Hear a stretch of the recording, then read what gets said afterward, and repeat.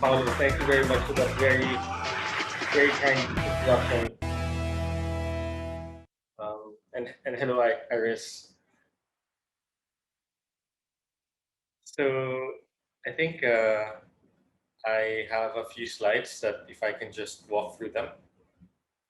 Iris is at the program agenda. Uh, Okay. So I've been asked to talk about the Philippine property market and why invest in real estate, Philippine real estate, and I think most of the predecessors have already covered the macro side economics of why the Philippines is doing well and why people should invest in the stock in the property market. And I just want to reiterate a number of these points. The first one being that we're some of the best managed countries in the world fiscally, and that might be very hard to accept even today during COVID, but that's the reality. And what we have to appreciate is that it took 20 years to get this far to where we are today. It took 20 years. And I'm so happy that in the last 20 years, many problems were solved. Many problems in the Philippines were solved. And the savings rates very high, interest rates are very low, that allowed borrowings to happen in for the Philippines during this time of crisis. We have a resilient office market. It is phenomenal how the office market is performed in the Philippines, and it is the one asset class that has saved all the developers from total disaster. And the office market is the one that really kept the cash flows going when hotels were shut down, malls were shut down, retail shops were shut down, and residential sales were kind of restrained during the COVID crisis.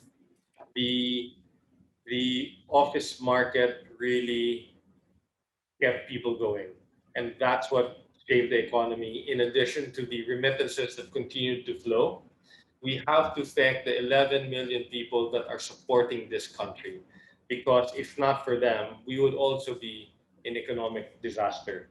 So the office market, the remittances have worked hand in hand so well to insulate the the country from disaster, unlike so many other countries.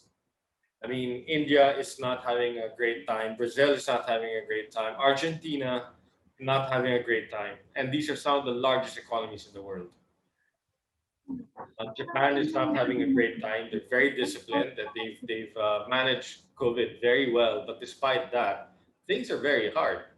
And yet, the office market in the Philippines continued to be one of the best performing in the world.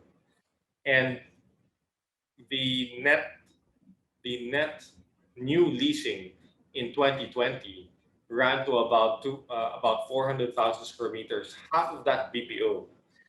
Today, the first 5 months of the year, from January to May, we've tracked 220,000 square meters of office space new leases. And the 12 largest tenants in the country, who are almost all are BPO, have continued to expand throughout this COVID crisis. And they're not expanding by 10 or 20 or 50 people. They're not expanding by 100, 200 square meters. They're expanding by 10, 15,000 square meters of office space. And um, it is something that we should be happy about. It should lift our spirits because jobs continue to be created in the Philippines, despite all the job losses in the service sector. And the residential market continues to do well on the middle, on the upper middle, and on the high end. And we continue to do record transactions in the residential market.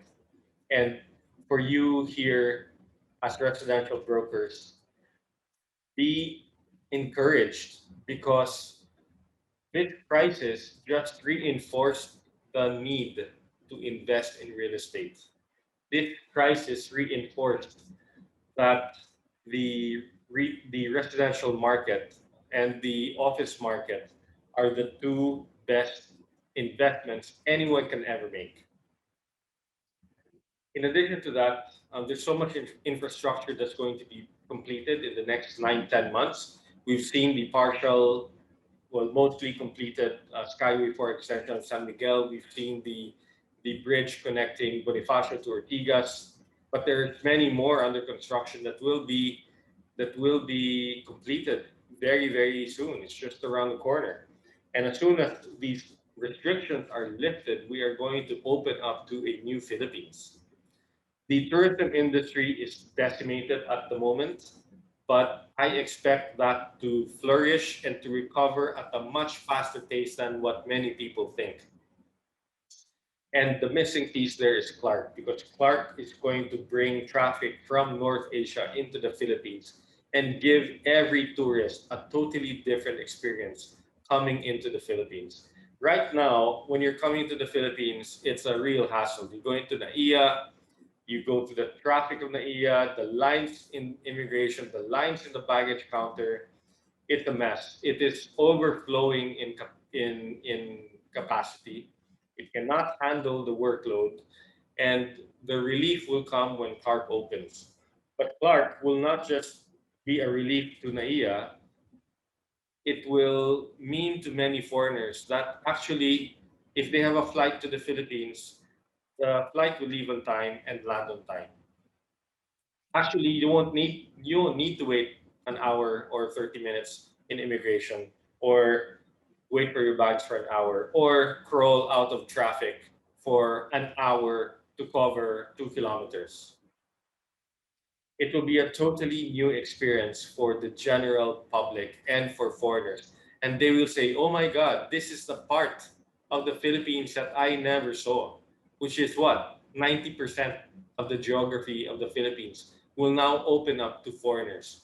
And so Clark will work hand in hand with the Visayan airports. And what many people don't know is, in addition to Clark, we completed the Davao Airport in Mindanao, uh, the Iloilo Airport, the Cebu Airport, Puerto Princesa, San Vicente, um, Tagbilaran Airport, and Siargao. And more are in the pipeline. That's 8 or 9 airports that are totally new. And the moment you land and get out of the airport with no hassle, you're gonna have access to all these beautiful roads and scenery and beaches and resorts that you can find in the world. Because as you know, uh, Travel and Leisure, Condé Nast, Forbes Travel, CNN Travel have all unanimously voted the Philippines as one of the three best destinations for beach and resort travel. And that has been happening for the last 6, 7 years. And so the infrastructure will complement the world-class tourism. Some of the best roads we have ever built in the country are found in northern Luzon. As soon as you leave Clark, all the way to Pagudpod, the roads, all the way to Baguio, the roads are gorgeous, beautiful scenery. And the coastline from Oro Point all the way through to Aurora, gorgeous. It reminds you of Surfers Paradise or Surfers Paradise and that other very famous beach in Australia that I can't think. The Gold Coast. There it is. The Gold Coast. It reminds you of the Gold Coast, where the the beachfront is like 50 meters deep. How many beaches have you been to where the beach depth is 50 meters from water to shore?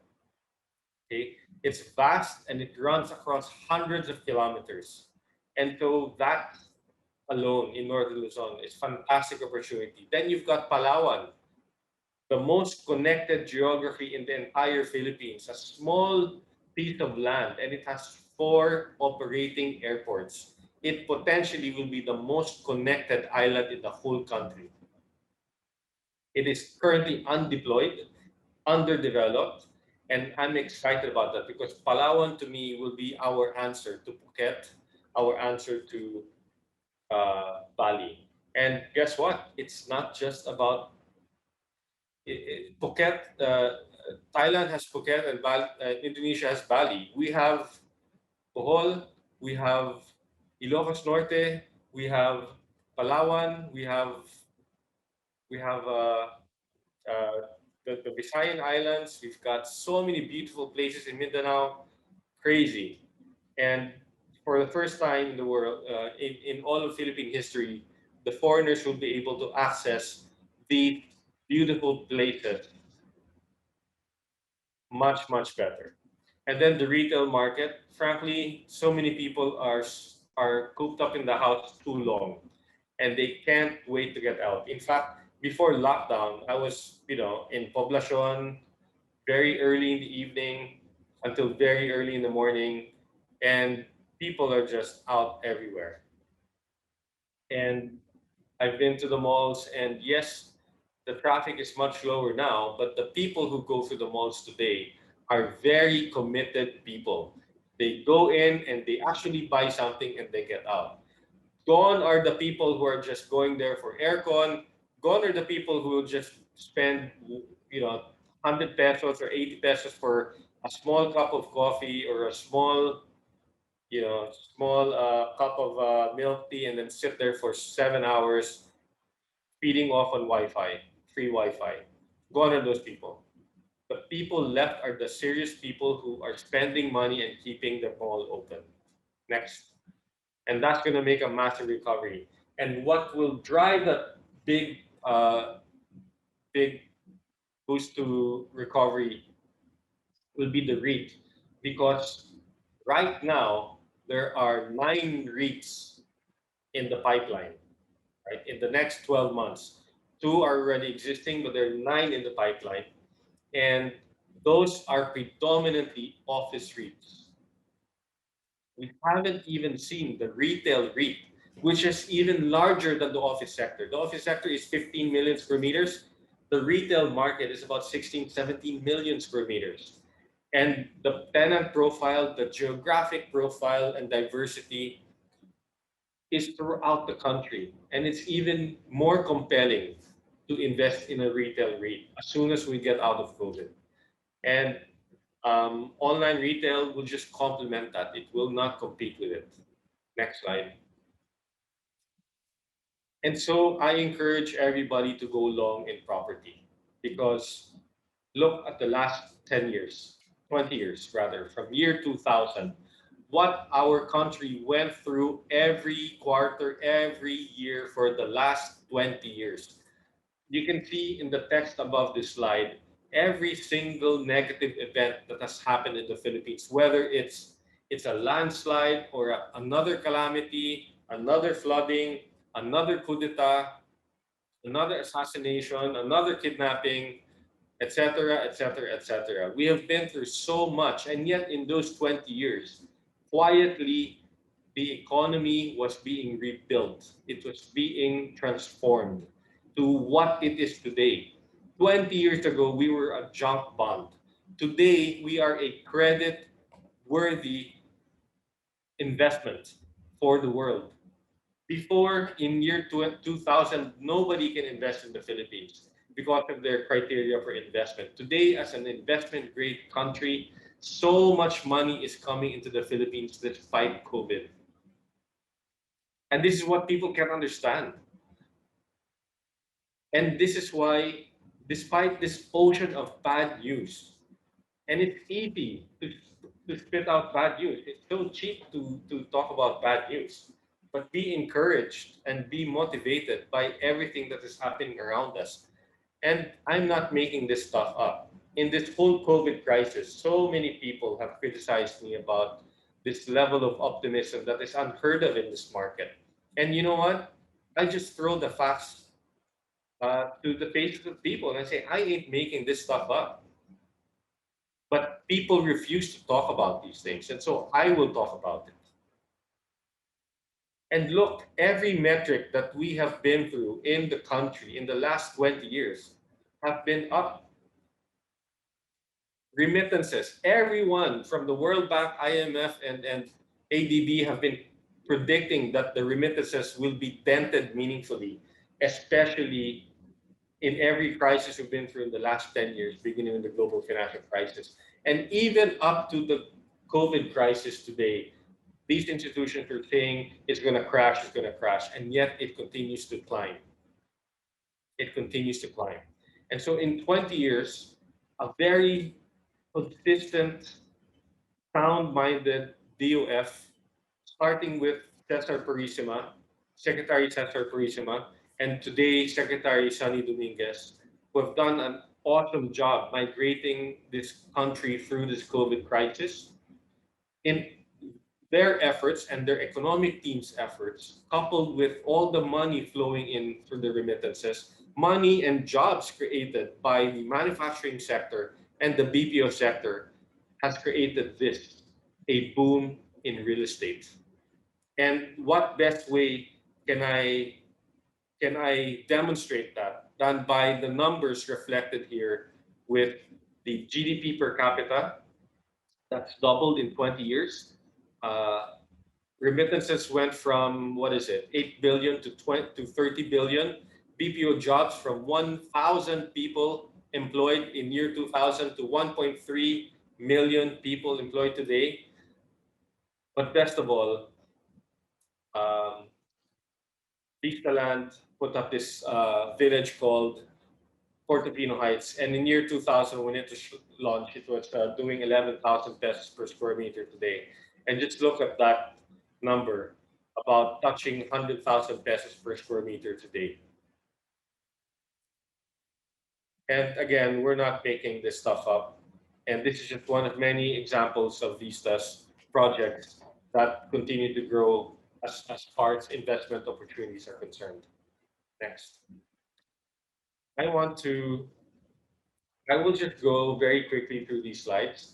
So again, infrastructure, these are not drawings, these are meaningfully under construction that will be completed in the next 9 to 12 months. And for many of you who have tried the Skyway 4 extension of San Miguel, just remember that that's just one of two big projects, that the other one by Metro Pacific will be open in I think a year. But remember the feeling of driving through that geography and covering it within 15 minutes, right? Some people text me and say, "Oh my God, I'm crying. This is actually possible in the Philippines." And well, you better bring a lot of tissue because there's so many more bridges, roads, railways that you're going to use that will bring you to tears because finally we are building infrastructure to meet the capacity. Next. And all this will translate to property value appreciation. And the world of the Philippines is not just Metro Manila. We have built 51 business districts and we have consumed all of them. Next. It is also outside of Metro Manila. And Vista Land is one of the most prominent developers covering, I would say, almost 60% of the Philippines geography has a Vista Land project. Next. The office market continues to grow. This is the growth curve, okay? This is not the actual net numbers. This is the actual growth rate. So it slowed down meaningfully and then it started shooting back up again since third quarter of 2020. It's been 9 to 10 months since then, and it continues to climb. Okay, and mind you, this is the growth rate. So it was the growth rate slowed down, but we have to be mindful that it continued to grow. We're not in negative territory with the office sector. And during the third quarter and second quarter of 2020, we and India were probably the only two countries in the world that was actually enjoying net new leases. No other country in the world is taking new leases. Next. Another thing to say, 99% of tenants have renewed. 99% of tenants continue to pay rent. The POGO sector has contracted, but they've only contracted 20% of their footprint. Next. I'll just skip through some of these slides. Next. Next. So the black line here, and if you can just bear with me, the black line here shows you the residential real estate price index built by the BSP. It basically shows you the movement of prices, right? And correlated to that, entwined with that is red, the overseas remittances. And every time there's a slowdown in remittances, prices will slow down the following quarter. And as soon as there's a jump in remittances, there will be a jump in prices the following quarter. No other metric influences the residential market the way the overseas Filipino remittances does. It is a twin curve, at least for the last 20, 30 years. It has been a twin curve. Interest rates are an influence, but it is an influence 6, 9 months down the road. The amount of lending in the economy is an influence, but it is an influence 9, 10 months down the road. The most immediate correlation between the residential market is with the remittances. And what can I say about the remittances? Apart from the fact that it's the one that saved this country from the doldrums in the 80s. It's that that industry can increase meaningfully 50%, 100%, 200%. And while that sounds kind of crazy to you, for me saying this, please remember that the 11 million Filipinos that send money here to the Philippines are pretty much sending, uh, I would say, low level needs for their families. Tuition fees, medical bills, burial, money for tricycles, money for jeepney, money for FX, money for grocery. They're not, these overseas Filipinos are not sending investable funds because they think that they have no confidence in the Philippines. But that is changing. And more, we are leasing office space and residential high-end housing to the very wealthy overseas Filipinos who are multi-millionaires in the US or Canada or Europe or Australia or Norway or Antarctica. I mean, even in Antarctica, as cold as it is, there's still Filipinos there eating seals. I don't know, but they continue. But we have been servicing these very wealthy Filipinos, and they are opening up meaningful businesses. They're not opening up a sari-sari store. They're not opening up a fleet of jeeps for jeepneys or tricycles. They're opening software development operations. They're opening medical tourism back office operations. They're employing 50 PhD holders. They're employing 100 master's degree holders, engineers.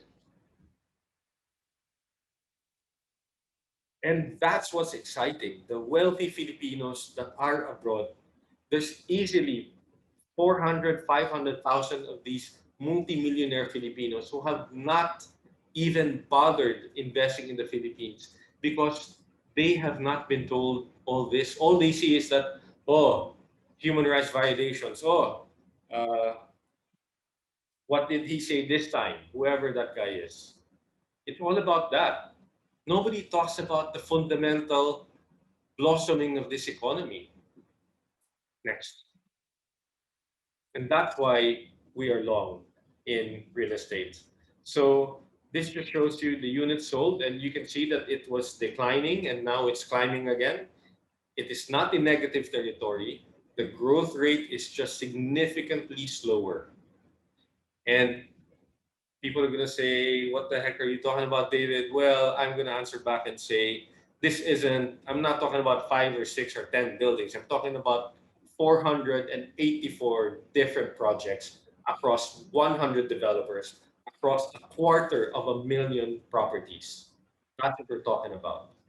And you can see the launches went up, the sales are going up. And so the new launches for 2020, fourth quarter in 2021 kind of slowed down because the developers needed to get the stock absorbed and the lockdowns kind of encourage that. But there are more and more projects in the pipeline.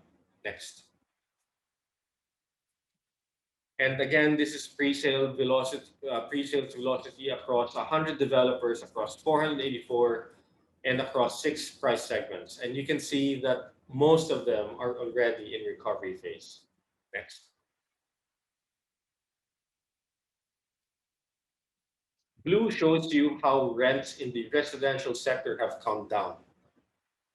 And you know what? Despite that, despite that, capital values continue to hold ground. If you look at Bonifacio, if you look at Taguig, you look at Makati, they've pretty much stayed where they were pre-COVID. And remember that the economy contracted by almost 10%. And yet capital values continue to hold, which means that if you put your money in property, they would preserve in value. Predominantly. Predominantly. I'm not denying the fact that there are many, many other properties that are being sold at discounted rates today. But the general overall picture looks like this. Next. And tourism, I'll skip through this, but next. In the same way that I started this program, thanking Secretary Sunny Dominguez for and the economic team for all the work that they've put in to steer this country from disaster to economic prosperity for so many people that we take for granted, right? Tax cuts. We talked about tax cuts to the and tax reform to the lower class and middle class people. It gave them basically a 2 month bonus with those tax cuts. And all of a sudden, we don't actually bother with that anymore. And yet we continue to enjoy that, right? In the same way that we started this talk, thanking Secretary Dominguez for everything that he has done, heroically done for this country, we'd also like to publicly thank um, Secretary Romulo for everything that she has done for the Department of Tourism. Because it's frankly very difficult to manage 7,700 islands or whatever it is and stay sane. And 100 million people and 8 million tourists that are trying to get back to Philippines. Next. And hand in hand with her are all these influencers. In addition to Iris here, who's also an influencer, a meaningful influencer of the public, you've got all these foreigners that have lived here promoting the Philippines, telling other foreigners how beautiful this place is, how fantastic the experience is, how cheap it is. And these people are not living in mansions in Forbes or Dasma. They're living very modest middle class lives. And yet they're telling the world, come here, live here. It's awesome. It's fantastic. It's safe. The food is fantastic. People are so nice. And scenery is just crazy. And we're not talking about me. Every time I go have a YouTube video uploaded, I have like 20 to 80 people look at it, and that's it. For months, I'll have 80 viewers for months, and that's it. Topped at 80. These guys have like, I don't know, thousands of views, tens of thousands of views within hours of releasing a video. They've got millions of subscribers. They're across several ethnic backgrounds. They're not just white people. And they're all helping the Philippines become a better place, promoting it to the rest of the world, hand in hand with the government. Next, next, next. And so we talked about Portofino and how amazing it's done, and this gives you the blow-by-blow event of what it's done in the last 20 years, right? You basically would have had a 13% capital appreciation for 20 years straight, holding on to Portofino property. Next. And it's not just, uh, next slide, please. It's not just Portofino. The blue, the blue charts, the blue colors show you the actual price appreciation of each of these Vista Land projects since they were launched. What year they were launched and how much percentage gain you have made from the asset if you sold it today. And the orange color shows you the average appreciation per year. Per year. So, for example, Pine Hills in Baguio, you would have had a 21% increase every year on average had you bought that in 2017. Had you bought Laureano de Trevi in Makati in 2006, you would have had a 9% increase. Now tell me whether these returns are good enough or not. I frankly think they're pretty good. Next. And the same, whether it's condominiums, house and lots, lots only, the story is the same. And it's a reflection of the strong brand that Visa Land has in the market, the confidence level that they've built for the buyers, and the way they take care of it, and the vision of Senator Villar and Paulo and Mrs. Villar for leading and steering this company through where it is today. And with that, thank you very much for hearing me out. In closing, I want to say thank you to Paulo, who's been a very good friend to me for many years. Um, and I wish everyone here a safe year all the way through Christmas. Can't wait for New Year.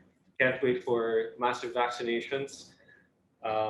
I also want to say that the country has many problems, and that's why I am only cautiously optimistic. I am only cautiously optimistic because I am fully aware of the problems we still have to fix. But it is irresponsible for us to think that things are so bad because we have fixed so many problems across so many years in this country. And we should face this pandemic with the face of optimism because the option is just death. Okay? There hasn't been a successful person that has not been optimistic in the face of difficulty, in the face of crisis, in the face of challenges. So I ask each and every one of you here listening, do you want to be a successful person or do you want to just be carried over by the tide and swept away? And with that, thank you very much again.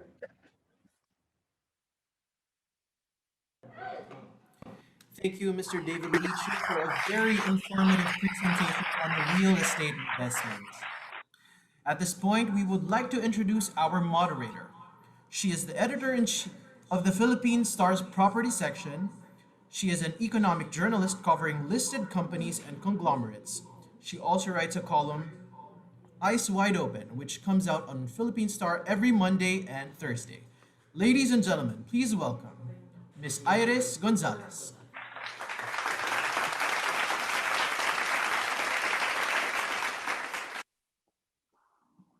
Hello, hi everyone. Good afternoon. Hi David. Thanks for Hey, that presentation. hey, thank you. Thank you for having me. Yes, as Paula said, it's always good to listen to David. He always sees the glass half full When times are bad, he's always optimistic and he has figures to back that optimism. And when times are really bad, he is even more optimistic, but cautiously optimistic. Thanks, David. So today he talked about investing in property. Actually, he's really the guy you can talk to when it comes to property, no? As Paula said, he's had years of experience. Actually, the first time I listened to him years ago, and he knows this, and I keep telling this, he said investing in the stock market is good, but investing in real estate is even better because you have that title and the asset appreciates over time. And the word he used was, it was a morning presentation, and the word he used was, investing in real estate is sexy. So I'll never forget that. David knows what sexy means. Thanks to you, I mustered the courage to invest in real estate. You're the influencer. I hope you're So making money. from today's talk, my biggest takeaway was to go along with property, but I'm sure the audience would have more questions. So let's get the ball rolling, David. If you don't mind, I already have a few questions here. Um, what's the best real estate investment right now? You've mentioned a lot. You mentioned the office, the residential. Some don't have like enough to go along on all of these, but what would you recommend? The vertical, the horizontal? I think Yes. people have to have a safe and diverse portfolio. You have to Mhm. have cash, you have to have bonds, or maybe not bonds, but stocks, and then you have to have real estate. And in real estate, there are basically two types. One that you buy to generate revenue, Mhm. lease income. So you buy it, you maintain it, you rent it out, that generates you cash flow. And then the other piece is um, real estate that is land banking, where you just sit on the property and you just keep paying the real estate taxes, and please pay your taxes and pay them on time. Pay it in advance if you can. Um, but so land banking where there's no cash, there's capital appreciation. And I guess I prefer to have people start with recurring income assets. So you buy something that you can rent out, regardless of whether it's a store for a sari store stall in a public market, or a warehouse, or a house and lot, or a condominium unit. Whatever Mhm. that is, just make sure that you're able to rent it out, because having a steady cash flow of tenants will allow you to then borrow money Mhm. and eventually move into land banking efforts. Because then you can buy property for very cheap and afford to sit on it for many years as the price appreciates. And then you can maybe develop it yourself, if not sell it or JV it with somebody like Lisa. Mhm. So, and then where to look for rental property? Well, I'm always core city. So Makati, Bonifacio would be the safest places to invest in, because Mhm. that's where the expats live, the business community. The single largest driver of the economy is Metro Manila. And so I would put meaningfully in Metro Manila. And then the other half of the portfolio, I would move to the countryside, where there's a lot of upside if you can sit and wait and manage the manage the asset over time. Okay, so it's good to diversify. We have a question here. It just came in. I currently have a 28 square meter condo in Makati and I want to lease it out. I just want to ask who's my probable target market and what would be their net income? Right Would you have, now, yeah. right now the yields in property in condominiums could be anywhere from 0 to 8%. It's zero because a lot of condo units are vacant because a lot of the expats, foreign workers, dormitory occupiers, middle class people who are part-time living in the condo during the weekday, and then go back to their mom and dad with their whole week of laundry on the weekend. So all those people are gone in Makati, and so most rents are gone. But I believe that that recovery is going to happen very quickly as soon as we're Mm. vaccinated, and then the population, dormant population, Makati and Bonifacio will lift again. So you could be a local tenant. Your tenant could be a local tenant, could be a foreigner. It could be a pogo. It could be a pogo Employee. tenant employee. Mm. And speaking of pogo, I'm so excited about pogo because that bill that is now days away, not days, couple of weeks away from passing into law, is going to be one cornerstone of the recovery of the pogo sector. The other cornerstone is when we open the airports again for foreigners to travel back into the Philippines. And when that happens, you're going to have a resurgence of the pogo sector. The entire global pogo industry is going to descend into the Philippines, and they will come back with a vengeance, is what I'm expecting them to do. So you will have a Yeah, pogo that's tenant that will pay you crazy rents that will allow you to make 12% to 50% yields a year. wow. That's very attractive. You won't get that in if you put your money in a bank, and if you put it in stocks. Well, it's kind of a roller coaster ride right now. So yeah, that's good to remember. Here's another question. This is very practical. What documents should I ask to my probable tenants during the application phase to ensure their financial capability?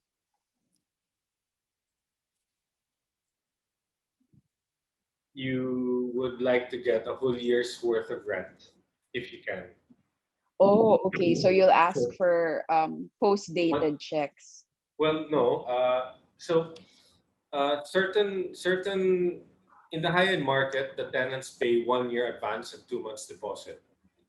So Mm. outside the high end market, the tenants will normally pay 3 to 4 months advance rent and 3 to 4 months deposit. Mm. So the challenge is how can you motivate the tenant to give more, um, and then you have post-it checks for the balance.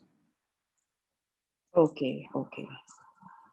So that was an anonymous question, but I'm sure he's taking down notes. This is another one from Kate Biko. Given the price appreciation of the existing projects of Vista Land, can you still advise to buy available units in those already um, in air let me rephrase this, to buy available units of those that have already appreciated? I think that's what she meant. You have to believe in this country and that we have a very, very high chance of doubling the per capita Mm. income of the Mm. Filipino in the next 15 to 20 years. It doubled in the last 20 years. It's most likely going to double in the next 20 years, if not more.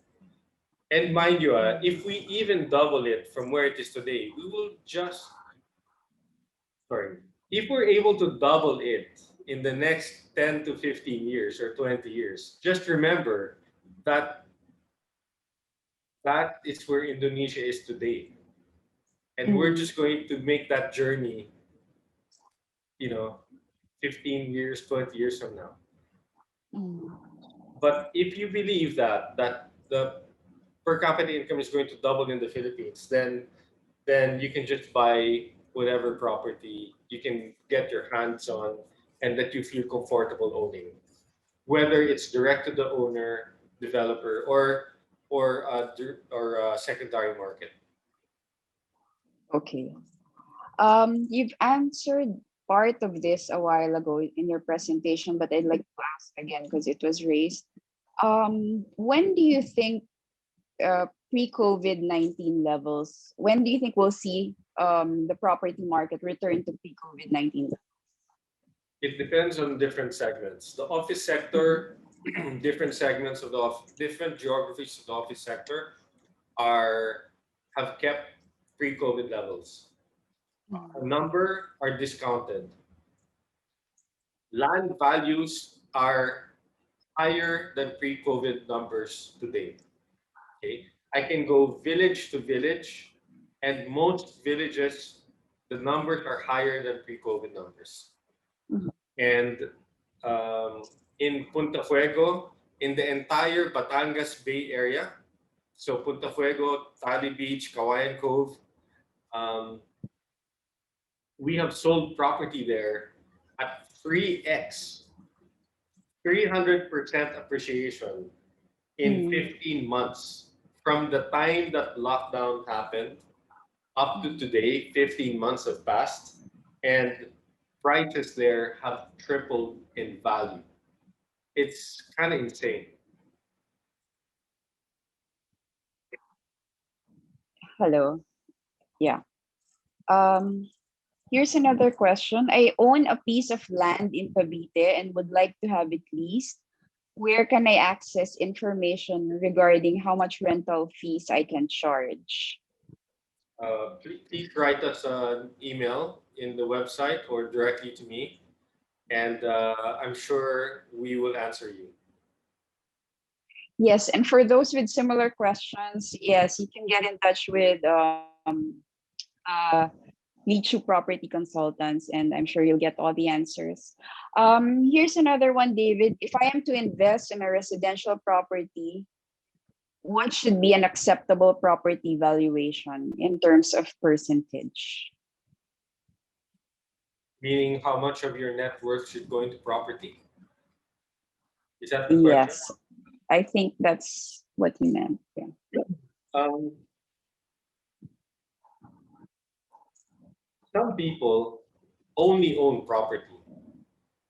I mean, many of the people who I service who own buildings, they only own property.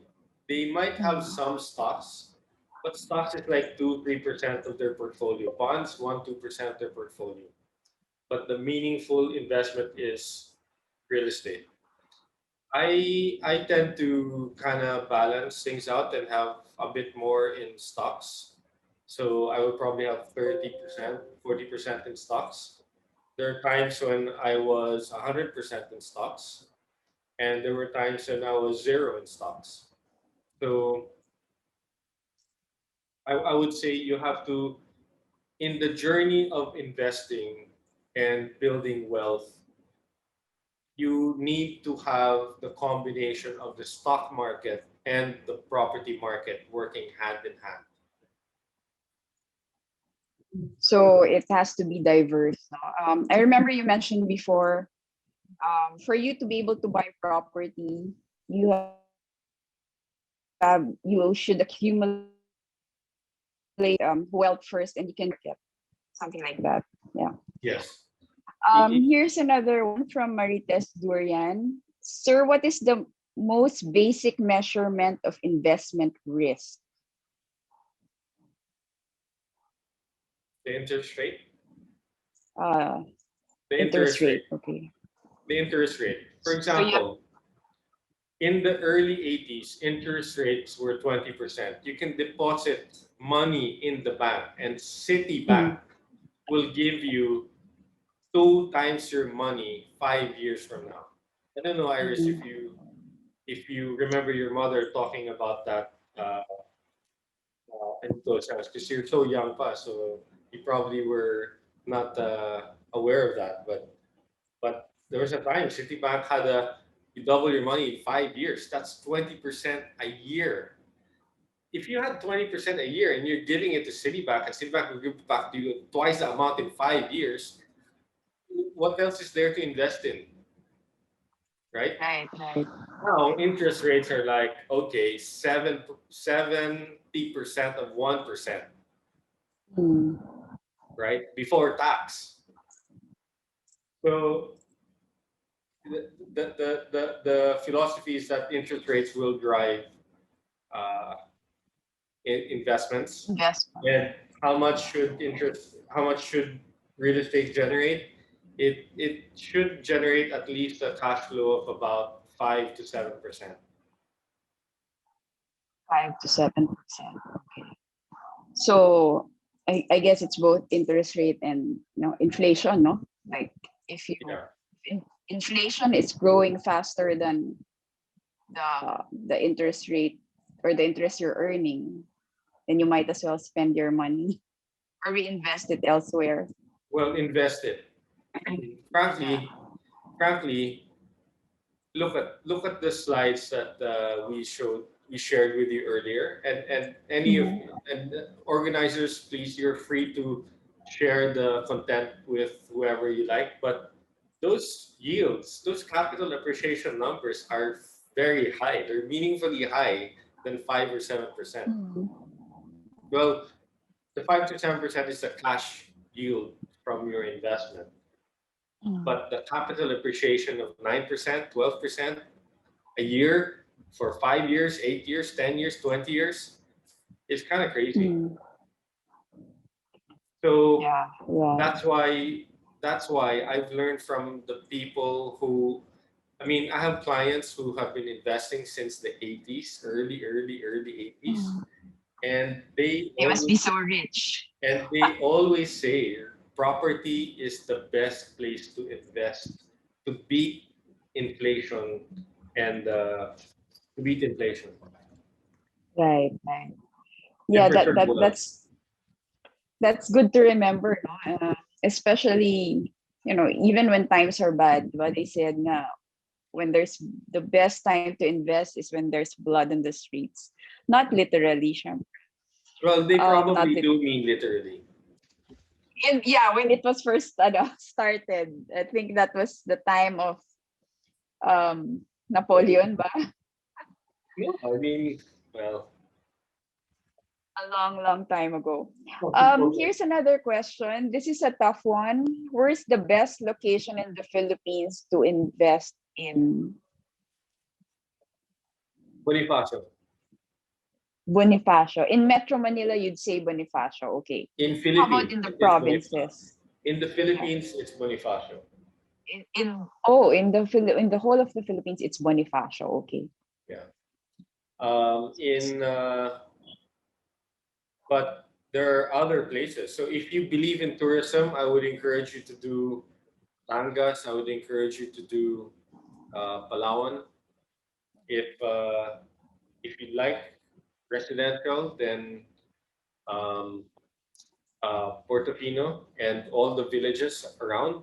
Evia City or Vista City, I think is the name now. That's 1,500 hectares of land that is fully deployable, and that will be around for 20, 30 years. Mm. That's exciting to me. Mm. Yeah, so there's a lot now you can choose. I guess it depends on where you're based or where you where you want to retire. Here's a question for you, like really for you. Personal question. What was your first real Oh no. estate investment? Takot ka, no? Not too personal. What was my first investment? Real estate. Yeah, real estate investment. I invested in a small house where I first lived in when I got married for a year. That was a mistake. Oh, okay. It was in The, Antipolo and I worked in Ortigas, and that was a the mistake. mistake was the location or the marriage? The I'm mistake. just kidding.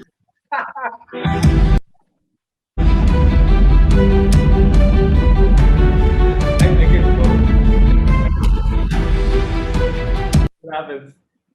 See, your joke kind of clouded us, but The Antipolo, you mean, the location. wait.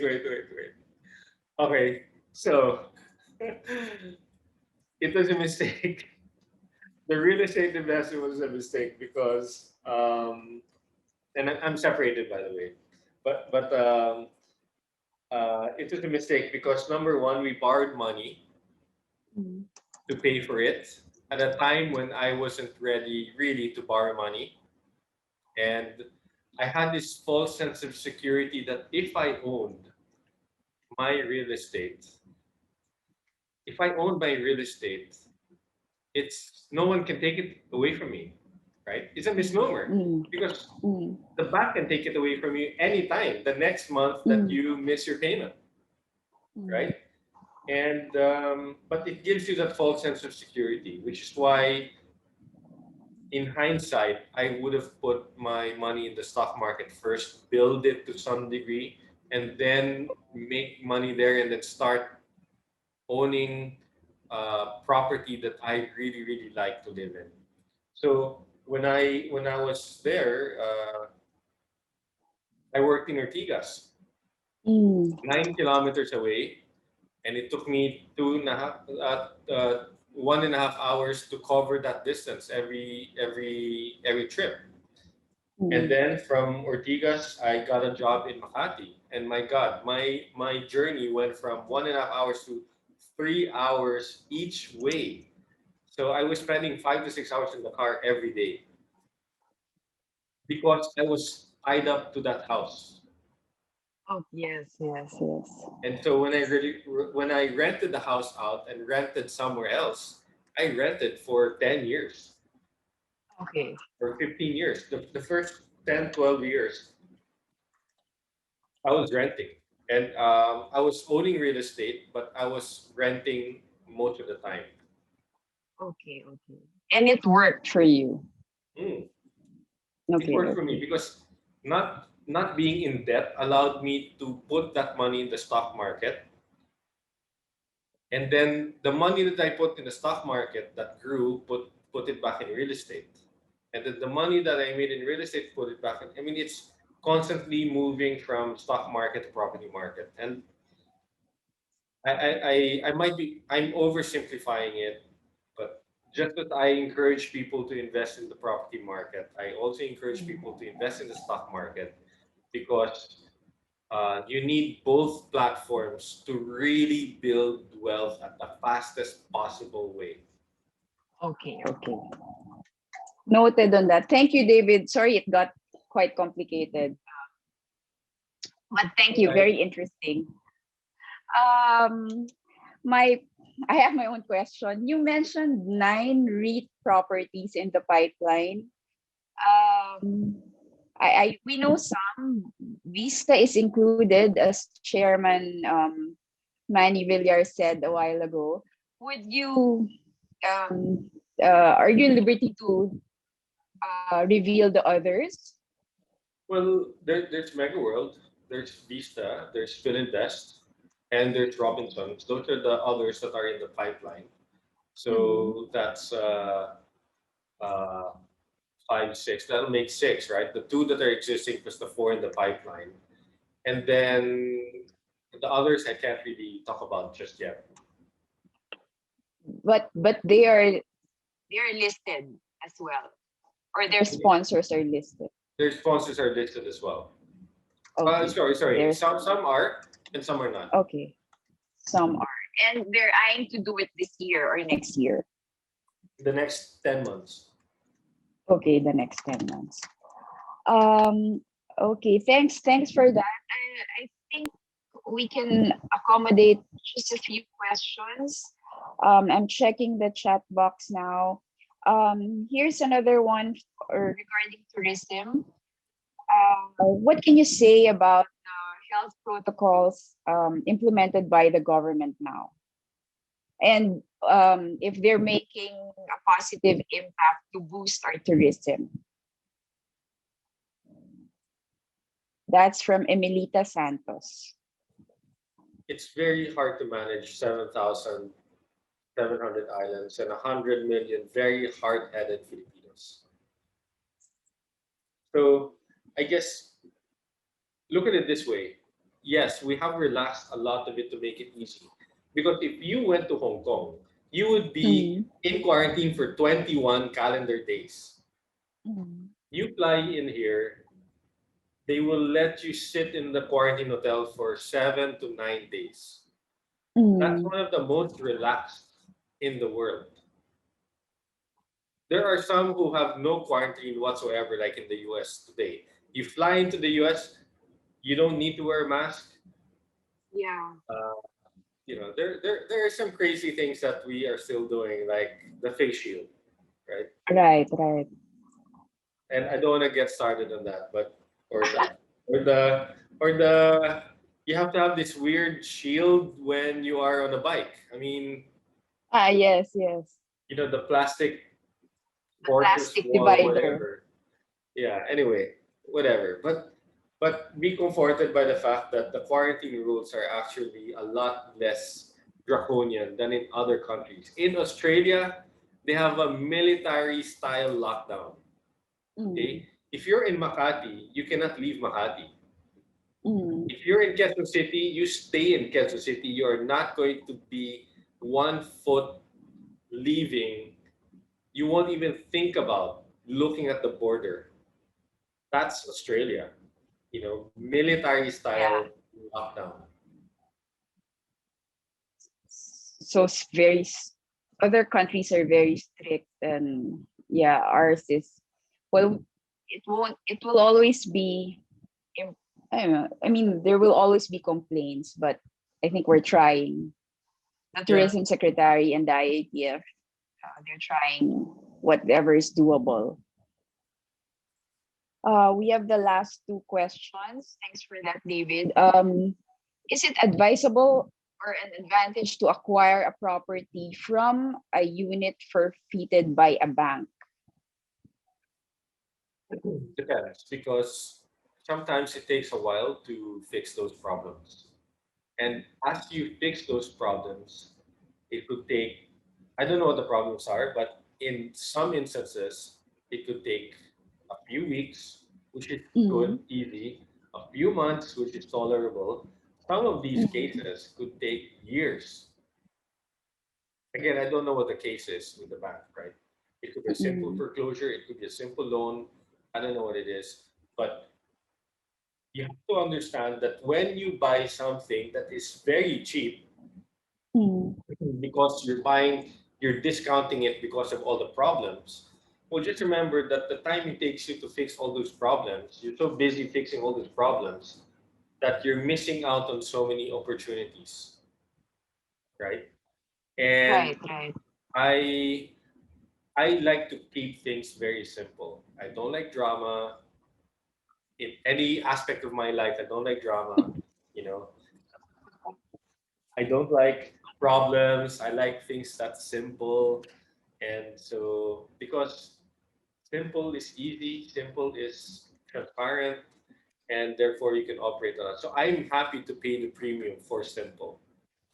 Okay, okay. No complications. Oh, so you like things simple. That's why you don't age. What? I know. Seriously. As promised, this is the last question. It's from Luisa Manikdem. I hope I got your name correct. What's the best way to start in real estate as a 20 something? What are your thoughts on property flipping? What are my thoughts on?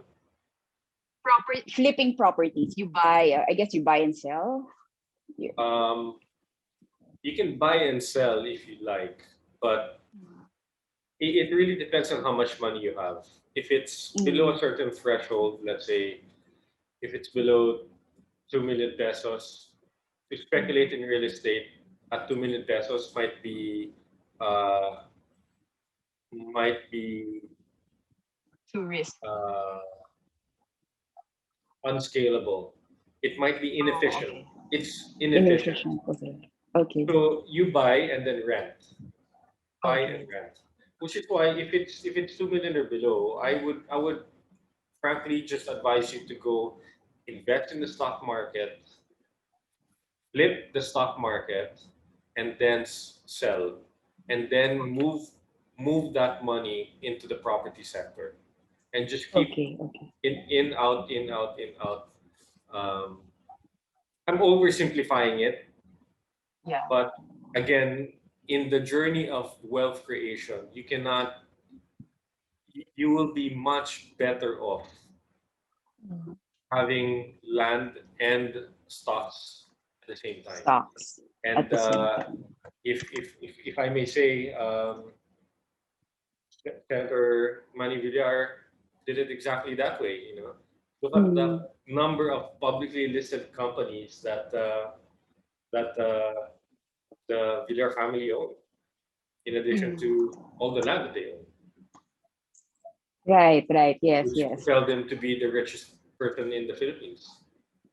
Right. So whether you're a billionaire family like the Villars or just a young individual making your way into the world, it's best to have a combination of both stocks and property if you want to build your wealth. Yeah. Right. Right. Thank you so much, David. That would be all. Thanks everyone for your questions. You can email David or Leechiu Property. You can visit their website, and they have a very good team. They're always ready to answer your questions, and they know the pulse of the market all the time. Thank you so much, David. It's been a pleasure, really. Thank you.